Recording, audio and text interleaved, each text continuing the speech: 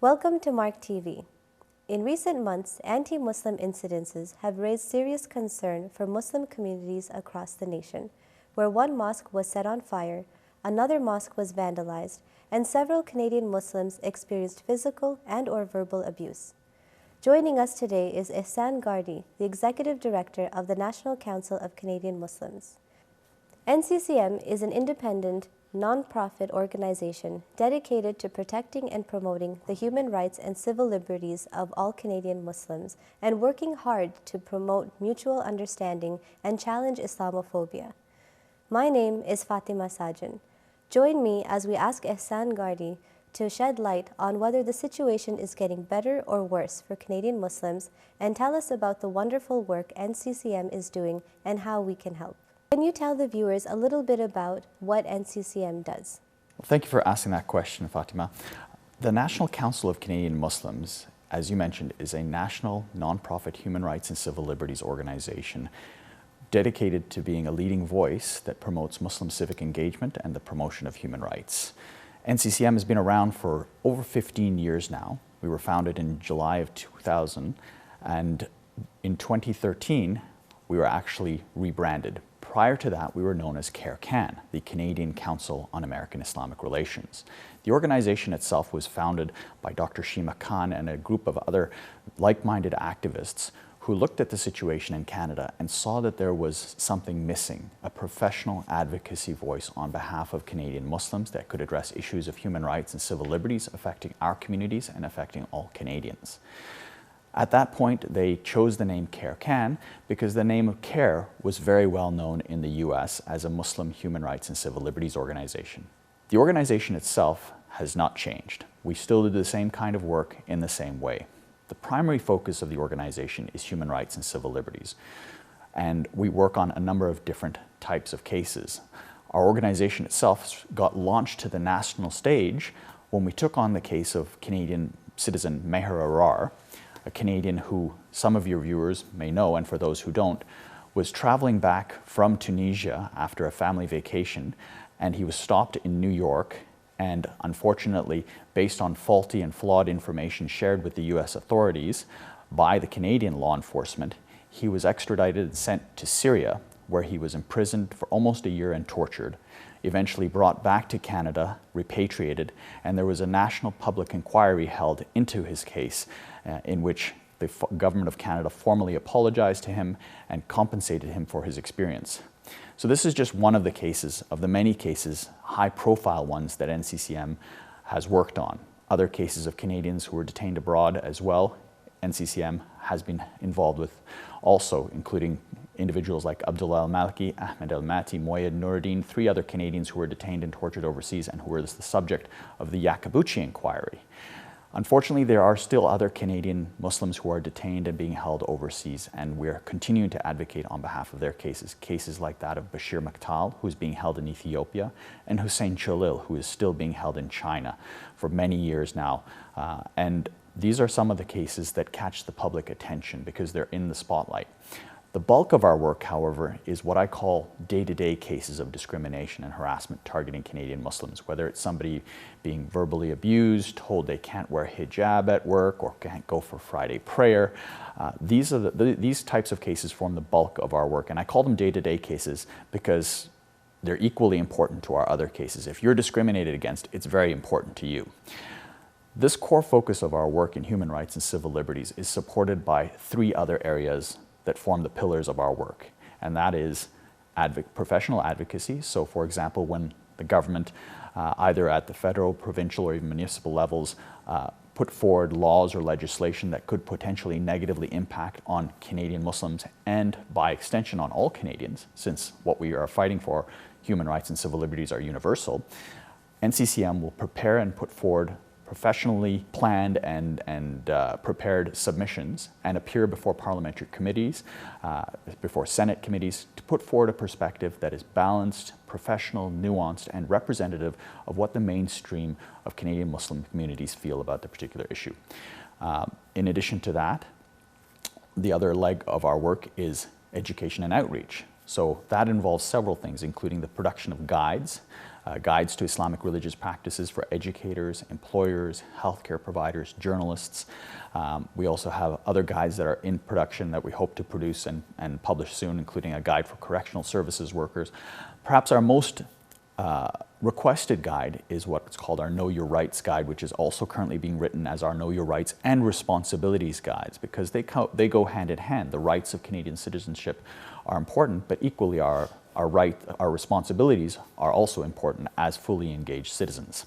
In addition to that, we have seminars, which also complement our suite of publications. And our seminars and workshops are on various issues, including combating Islamophobia, media engagement, how do you understand how the media works, teaching people how to do TV interviews, radio interviews, how to write letters to the editor, opinion editorials, and so forth. And then our Know Your Rights and Responsibilities presentations as well. And those are the ones that are most requested, but we do have other ones which are available on our website, and your viewers can see that at nccm.ca and see the full range of different publications and trainings that we can provide and are happy to do so. And finally, the last area of our work is media engagement. And that includes putting forward a perspective, again, that is balanced and mainstream and reflective of the sort of normative practice of Canadian Muslims across the country and their beliefs about different issues. Now, there are other groups and other organizations out there doing fantastic work as well, and you know, they sometimes will take different perspectives on different issues, and that's great. This is what our democracy is all about, having a plurality of different voices. And we don't claim to be the only voice, just that we are striving to be a leading voice for Canadian Muslims on these different issues. One of the things about NCCM that I wanted to mention, and that often gets lost, is that, for example, while it might be myself or one of my colleagues who are in the mainstream media in front of the TV, and we are often seen as the face of the organization, none of this could be possible without the incredible team of people who stand behind and work with the organization, both as staff members and as volunteers. We have a volunteer board of directors from across the country, from various different professions and fields. We have a staff of 5 right now, and we've just added 2 more to our staff, including a couple of advocacy coordinators. I'll tell you a little bit more later on in the show. And we are growing and hoping to continue to grow to better serve Canadians from coast to coast to coast. And then we also have volunteers who are working with us on different committees. So we have these volunteer committees. And one other thing that I have to mention is we would never be able to do the kind of work we do, both the volunteers and the staff here at NCCM, without the generous support and assistance of our families. As you know, very often they pay the price and bear the brunt of all the different types of work that volunteers and staff members do in non-profit organizations, when you have to put in a lot of hours beyond what is normally what one would expect, and you know, it includes travel away from home and other work with other organizations and projects that you're working on, and they are truly, in my mind as well, some of the unsung heroes of the organization. Well, thank you for shedding light on what NCCM does. I actually remember the case of Maher Arar, and I remember our communities were deeply affected by that. And I think we're very fortunate to have an organization like NCCM doing what it's doing, and I'm looking forward to hearing what we can do to support you as well. So Ihsaan, can you tell our viewers, how has Islamophobia evolved since 9/11? That's an excellent question, Fatima. Islamophobia as a phenomenon has been around for ages. In fact, I always tell people when I'm giving presentations that Islamophobia started back at the time of the Prophet, peace be upon him. He encountered Islamophobia from people who were fearful or ignorant of what his true message was, which was a universal one of mercy, justice, and compassion. Here in Canada, Islamophobia obviously has impacted many Canadian Muslims and our fellow citizens as well. Islamophobia, as you rightly mentioned, was brought to a fore with the horrific incidents of 9/11. Prior to that, Muslims and Islam were not really represented in the media very often, and usually it was in pop culture, and still to this day to a large degree in pop culture in predominantly negative stereotypes. And that still continues today. Stereotypes such as Muslims are a monolith, that we all think, believe, and practice in the same way, that Islam is inherently violent, that it is an inferior belief system to others, as well as several other myths and stereotypes that continue to be propagated around Muslims around the world and Islam in general as a religion. After the horrific events of 9/11, there was a significant increase and a spike in reported incidents of Islamophobia and anti-Muslim harassment, which is not unexpected. And what we've noticed since then is that whenever there is an incident that is high profile in the media, that casts or sheds a negative light on Muslims or Islam, our organization notices an increase in the number of cases that get reported to us. This, however, also could be due to the fact that when these incidents occur, very often NCCM is called for comments. So, it may be just that people are more aware that there's an organization out there that exists that they can go to when they have these kinds of incidents happen to them or to someone they know. Or in fact, as we believe there is an actual increase in the number of incidents as a result of people out there acting on misperceptions and ideas that are not representative of what Islam truly teaches and what Muslims really believe. I heard a woman was attacked today. She was wearing a hijab. It doesn't make any sense. I thought in Canada we would be better. If only we could come together. Take the pledge. Join stronger together. For a better tomorrow.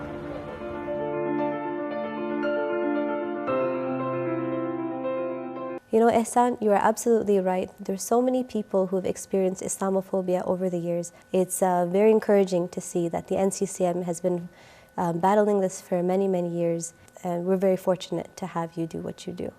Ihsaan, I understand you recently attended a conference in Australia on Islamophobia. Is there anything unique to our experience here in Canada with regards to Islamophobia? Is there anything that we are doing well? Well, Fatima, that's an excellent question. I think that Canadian Muslims have for a long time been working hard in various different aspects of society, integrating as fully engaged and active citizens. However, more can and always does need to be done. When you look at the experience of Muslims in different parts of the world, I think the Canadian Muslim experience is a unique one in a few different ways. Our model of multiculturalism is a unique one in the world, and we haven't experienced some of the challenges that other communities in other parts of the world, say for example in France and elsewhere, have experienced. Here in Canada, Canadian Muslims have been and are continuing to become very integrated in every aspect of society, and you see them across the board in all professions, in all walks of life.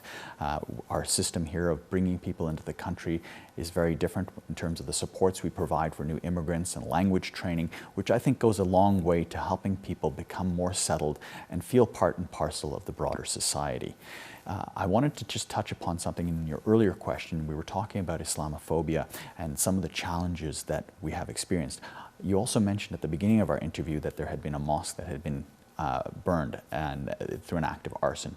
And it's important to bring attention to those issues because they're very serious and they're very real and they impact communities on the ground.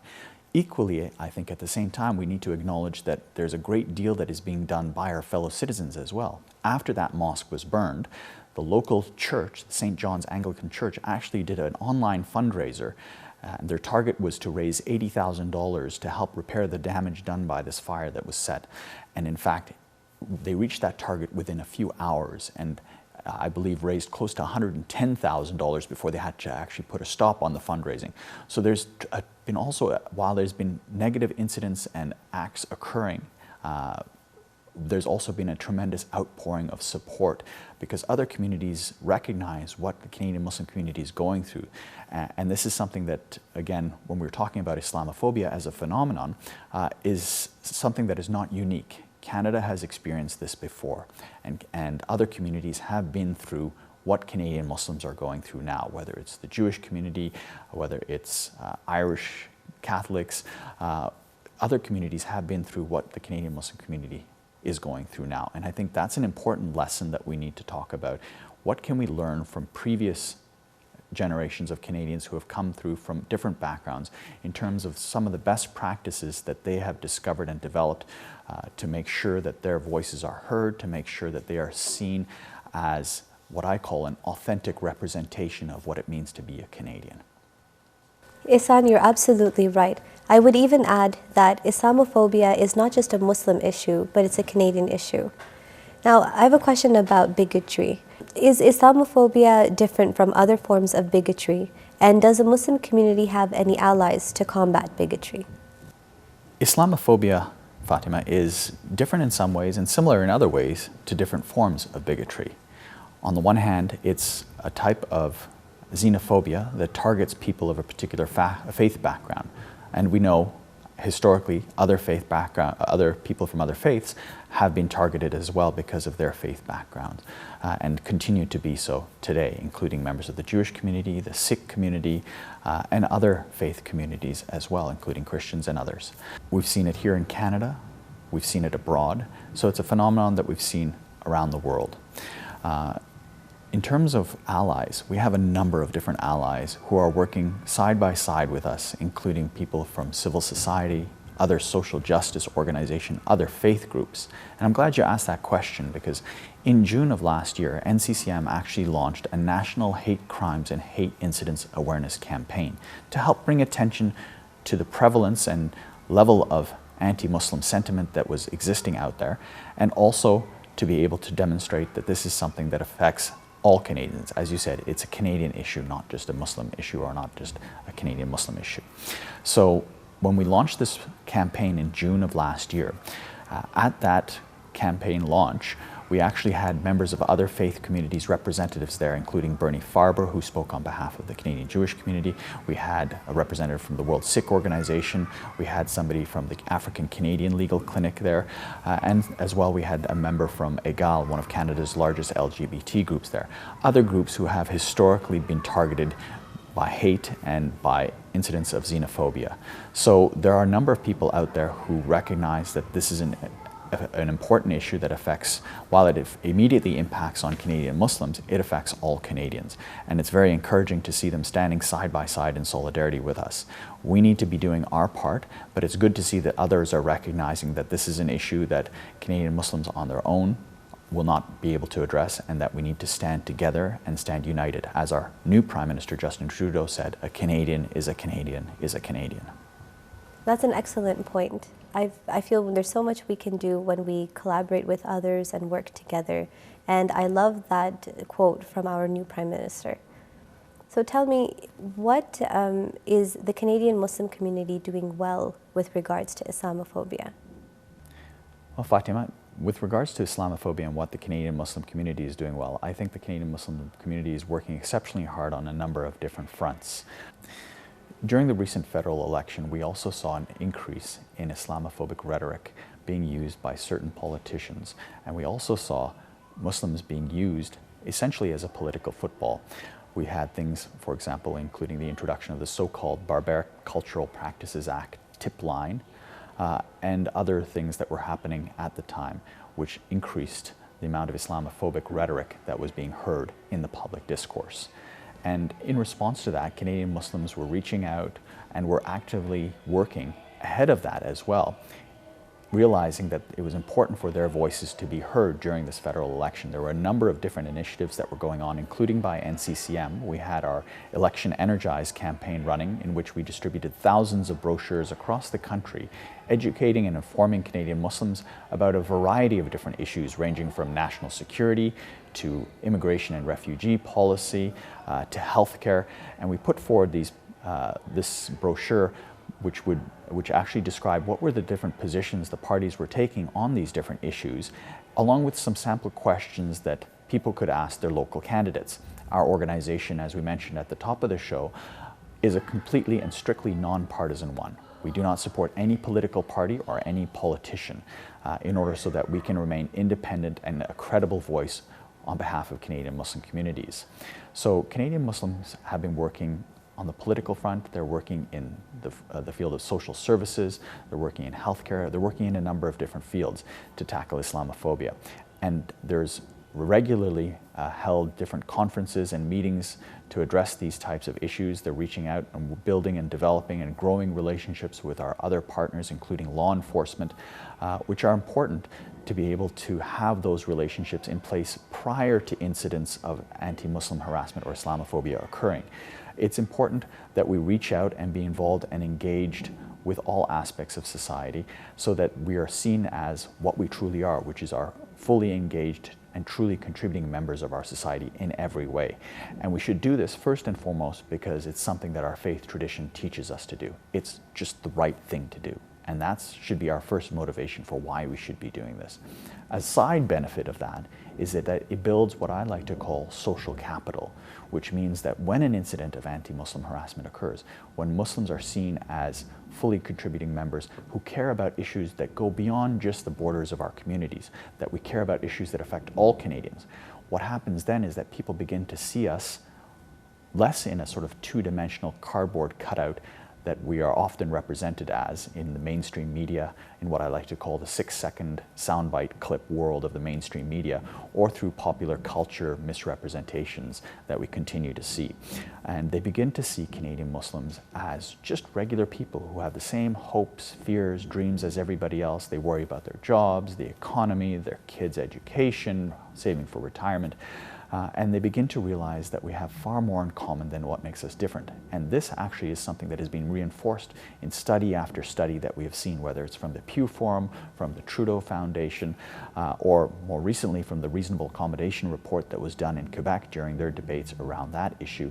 And that is that the more interaction that people have with Muslims, the more positively they tend to view us and the faith of Islam. Because as I said, they begin to see us as having far more in common than what makes us different. We may pray differently, we may call God by a different name, we may have different dietary restrictions that we follow, but generally speaking, we have the same worries, fears, hopes, and dreams as everybody else, and we are equally concerned about the issues that affect our communities, that affect all Canadians. I'm glad you brought up the federal elections. I think this was the first time that we saw so many Canadian Muslims civically engaged. Given the recent federal elections, what lessons can we learn and what challenges can NCCM anticipate moving forward? In terms of the lessons that Canadian Muslims have learned, I think from this election, or that has become very apparent to many Canadian Muslims across the country, is that the critical importance of having a voice at the table, regardless of what table that is and what discussion is going on. We need to make sure that our voices are heard on issues that affect all of us, whether it's healthcare, animal rights, whatever the case may be, the environment. It's important that Canadian Muslims are present and have a voice. As they say, if you're not at the table, chances are you're on the menu. So in terms of some of the challenges going forward, for the past while, including especially in the most recent election, we've seen an increase and a rise in Islamophobia. And unfortunately, we've also seen certain political parties and certain political leaders use inflammatory rhetoric to try and marginalize and stigmatize Canadian Muslims. And the tone that the new government has set is quite different. And we are cautiously optimistic that this will continue, and we'll be watching their progress and making sure that we hold them accountable to the promises they've made to all Canadians. There is, however, a temptation that we can now sit back and take it easy, and nothing could be further from the truth. Now is the time that we have to become more invested and more active and more engaged so that we make sure that our voices are present, so that we have the ability to influence these discussions before policies or laws are introduced, so that our perspective is heard on all the issues. That's an excellent point. I think the recent federal elections gave us a golden opportunity to get actively involved and build confidence in Muslim communities across the country. And from what I understand, NCCM recently launched a nationwide initiative called Stronger Together. So I'm wondering if you can tell me a little bit about that, tell our viewers as well, and what we can do to help. Well, Fatima, Stronger Together is, as you mentioned, a national grassroots advocacy campaign that aims to try and create and build a network of trained teams across this country, starting in 10 major urban centers, teams of individuals who will be trained and provided with resources and material both in person and through webinars to go and speak with various different stakeholders, whether it's politicians at the federal, provincial, or municipal level, whether it's law enforcement, whether it's media, school board trustees, you name it. We'll be starting this initiative, and we launched it on December the 26th here in the GTA, where we had the Honourable Minister Mariam Monsef, the new Minister of Democratic Institutions and Canada's first Muslim Federal Cabinet Minister, as our keynote speaker, in order to build and develop this capacity for Canadians to be active and to build the next generation of advocacy. The first campaign under this initiative will be a campaign around Bill C-51, the so-called Anti-Terrorism Act of 2015. And we'll be putting out a position paper on this, reaching out ourselves as an organization to try and make sure that our voice is heard in the consultative process that has been promised by the government, and also making sure that Canadian Muslims from coast to coast feel as though they can also have a voice, so that they can also go and meet with their member of parliament to put forward what are some of our concerns regarding this legislation, why do we feel that it needs to be repealed because it is an inherently flawed law. However, in the absence of its repeal, then how can we fix it and make it better to make sure that we get that important balance between legitimate national security issues and our hard-fought and hard-won cherished civil liberties right. So Stronger Together is really about an empowering action. It's about reaching out and making sure that Canadians have the tools, Canadian Muslims have the tools and resources they need to be able to voice their concerns regarding these issues. So the first thing that we're asking people to do is to take the pledge, and they can do that on our website, nccm.ca, where they can sign up to become part of this movement. This will allow us to map where people are across the country and collect them together in teams. Once we've done that, we'll be able to then build the infrastructure to support them, to provide the trainings necessary for them to be empowered with these resources and with this important knowledge, and to be able to present that in a professional way that is balanced and that takes these considerations into mind.